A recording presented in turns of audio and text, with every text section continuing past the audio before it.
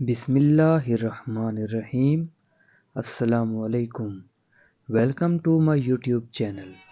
میرے چینل پس پردہ میں آپ کو خوش آمدید۔ حاضر خدمت ہوں ایک نئی کہانی کے ساتھ، اور امید کرتا ہوں کہ یہ کہانی آپ کو اچھی لگے گی۔ سنا ہے جس عورت سے آپ کی شادی ہوئی تھی وہ بڑی خطرناک عورت تھی، اور آپ نے ڈر کے مارے اسے طلاق دے دی تھی۔ برگد کے درخت کے نیچے کرسی پر بیٹھے ایک خاموش طبع بوڑھے سے ایک منچلے نے استہزائیہ کہا، اللہ بخشے اسے، بہت اچھی عورت تھی۔ بنا ناراض ہوئے، بغیر غصہ کیے بابا جی کی طرف سے ایک مطمئن سا جواب آیا۔ ایک نوجوان نے ذرا اونچی آواز میں کہا، لیکن بابا جی لوگ کہتے ہیں وہ بڑی خطرناک عورت تھی۔ بابا جی کچھ دیر خاموش رہے، پھر کہنے لگے، کہتے تو ٹھیک ہی ہیں، وہ واقعی بہت خطرناک عورت تھی، اور حقیقتاً میں نے ڈر کے مارے اسے طلاق دی تھی۔ یہ بات تو مردانگی کے خلاف ہے، عورت سے ڈرنا کہاں کی بہادری ہے۔ نوجوان جوشیلے انداز میں بابا جی سے بولا، میں عورت سے نہیں ڈرتا، میں تو اس سے ڈرتا تھا جس تک اس کی رسائی تھی۔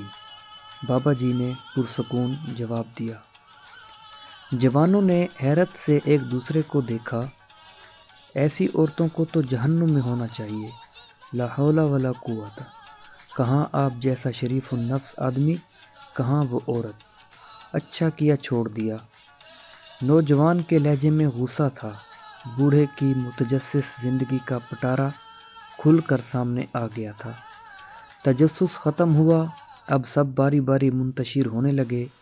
جانے والوں نے عنوان پڑھ لیا تھا، کہانی خود بنانی تھی۔ جو رہ گئے تھے وہ وہی تھے جو اصل کہانی جاننا چاہتے تھے۔ میں بھی ایسا ہی سوچتا تھا کہ اسے جہنم میں ہی ہونا چاہیے تھا، تبھی میں نے اسے جہنم جیسی زندگی دی تھی۔ بوڑھی آنکھوں میں اضطراب اترا۔ یہ تب کی بات ہے جب میں سرکار کے ہاں 1 روپیہ ماہوار پر ملازم ہوا۔ میری ماں چاہتی تھی کہ میری شادی ہو جائے۔ رشتہ ڈھونڈا گیا۔ ایک مونگ پھلی فروش کی بیٹی میری ماں کو پسند آئی، سلیقہ مند، خوبصورت اور ایک دم خاموش طبع۔ مجھے اس رشتے پر اعتراض تھا کہ وہ ایک مونگ پھلی بیچنے والوں کی بیٹی ہے۔ مزدور کی اولاد کو پیٹ کی فکر رہتی ہے، تربیت کی نہیں۔ تربیت بڑے گھرانوں میں کی جاتی ہے، جہاں افلاس آنکھوں کی روشنی چھیننے سے قاصر ہوتا ہے۔ وہ کیا تربیت دے گی میری اولاد کو؟ لیکن وہ لڑکی میری ماں کو ایسی پسند تھی کہ اماں اس کے علاوہ کسی کا نام سننا نہیں چاہتی تھی۔ پھر وہ بیاہ کر میرے گھر آ گئیں۔ رخصتی کے وقت اس کے باپ نے مجھے کہا، میری بیٹی سیدھی سادھی ہے، اسے دنیا داری کا کوئی خاص پتہ نہیں، اگر کہیں کوئی چوک ہو جائے تو معاف کر دینا، بڑے دل والی اپنے سائیں کو خوش رکھے گی۔ وہ بالکل ویسی ہی تھی جیسے میری ماں نے بتایا تھا، سلیقہ مند، سگڑ اور تابعدار۔ باہر دوستوں کے ساتھ میری صحبت کوئی اچھی نہیں تھی۔ ملازمت کے اوقات میں کھانا گھر سے باہر کھاتا، دوستوں میں بیٹھتا، رات گئے تک محفل چلتی، پھر گھر جاتا۔ وہ کیا کھاتی، کیا پیتی، کس حال میں رہتی، مجھے کوئی پرواہ نہیں تھی۔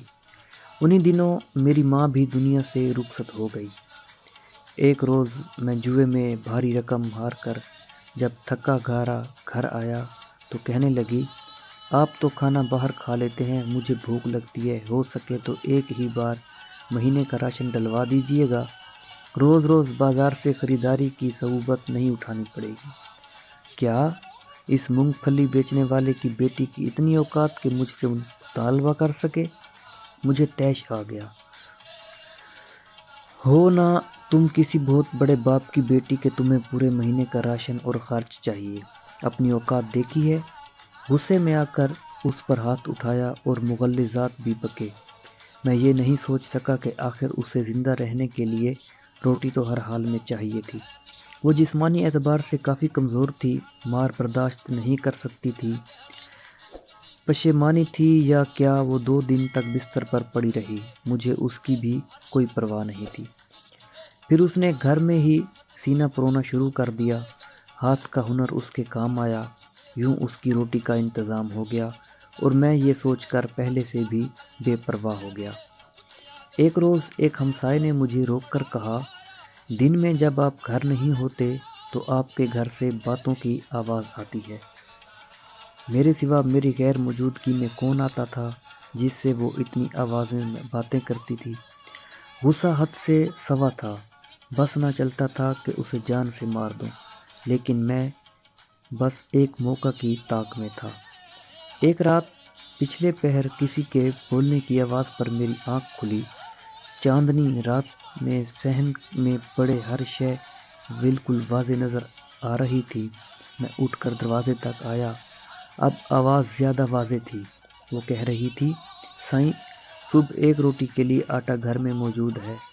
वो एक रोटी खाकर चला जाएगा, ये सोचे बिना कि मैं सारा दिन भूखी रहूँगी। मेरी रोटी जब तक तेरे ज़िम्मे थी तो इज़्ज़त से मिलती थी। जब तूने अपने नायब के हाथ दी तो रोटी के साथ बेइज्जती और अजियत भी मिलने लगी। मुझे अब रोटी तू ही दे। तेरा बनाया नायब तो खाइन निकला। वो मेरी शिकायत कर रही थी, लेकिन किससे? कौन था जो उसे रोटी देता था? मुझसे भी पहले। मैंने बाहर आकर देखा, वो सहन के बीच चारपाई पर बैठी खुद से बातें कर रही थी। वहाँ कोई भी ना था। मेरे पैरों तले से ज़मीन निकल गई। वो खुदा से मेरी शिकायत कर रही थी। वो इस लम्हे मुझे कोई और ही मखलूक लगी। वो बहुत कम बोलती थी, लेकिन वो किसके साथ इतना बोलती थी मुझे आज समझ आया था। वो तो बहुत बड़े बाप की बेटी थी। कैसी औरत थी जो अफलास के होते हुए भी खुदा शनास थी। मेरा जिस्म खौफ से कांप रहा था। दिन चढ़ते ही मैंने सामान बांधा और उसे उसके घर छोड़ आया। ससुर ने तलाक की वजह पूछी तो मैं डरते हुए कहने लगा, ये बड़ी ख़तरनाक औरत है, बड़े दरबार में मेरी शिकायतें लगाती है। मुझे डर है कि बादशाह को किसी दिन ताव आ गया तो मेरा हशर न कर दे। हकीकत ये थी कि मैं उसके साथ इंसाफ नहीं कर सका था। उसका बाप घर की दहलीज पर खड़ा था। मेरे पलटने पर कहने लगा, मैंने तुम्हें कहा भी था कि उसे दुनियादारी नहीं आती। वो तो बस साईं को खुश रखना चाहती है। उसकी मुराद खुदा से थी और मैं खुद को समझा था।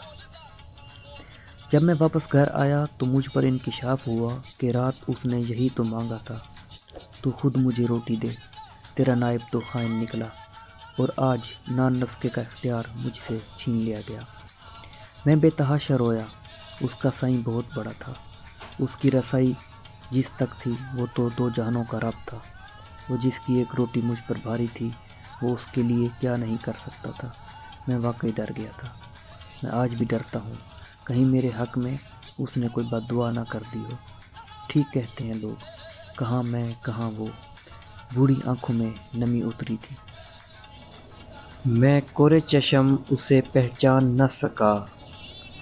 मैं नहीं डरता था, हालांकि डरना चाहिए था। उसके साईं ने तो पहले ही कह दिया था कि औरतों के मामले में खुदा से डरो।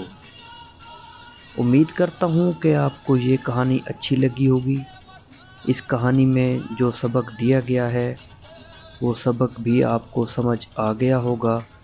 इस तरह की मज़ीद वीडियोस देखने के लिए मेरे चैनल को सब्सक्राइब करें और मेरी वीडियो को लाइक करें। मिलते हैं नेक्स्ट वीडियो।